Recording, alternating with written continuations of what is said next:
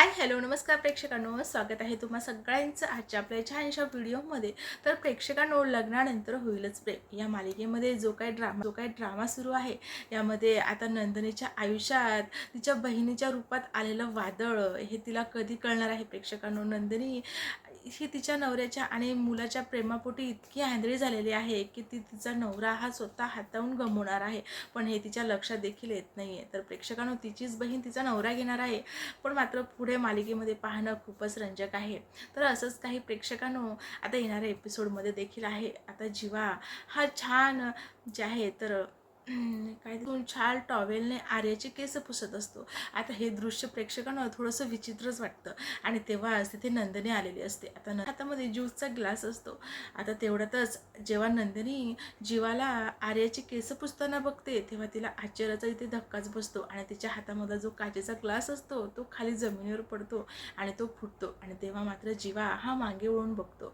तर प्रेक्षकांनो, इथे हळूहळू का होईना इथे जीवा देखील आर्यामध्ये गुंतत चाललाय का प्रेक्षकांनो.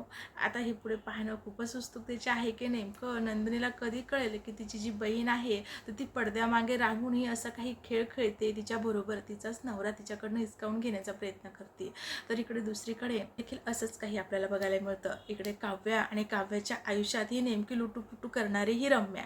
आता रम्या तर नेहमी सारखी आपण बघतो ती लुटूपुटू करतच असते दोघांच्या आयुष्यामध्ये, पण मात्र काव्या आणि पार्थ हे दोघंही खंबीर आहे. त्यांच्या आयुष्यात मात्र तिसऱ्यांना यायला कुणाला जागा नाही आहे असं काही प्रेक्षकांना, पण तरी देखील रम्याचा हा लुटूपुटूपणा चालूच असतो. आता इथे भिंतीवर त्यांनी त्यांच्या होणाऱ्या बाळाचं म्हणजे एका छोट्याशा बाळाचं चित्र लावलेलं असतं आणि ते चित्र आता हवेने पेंटिंग ती पडते खाली.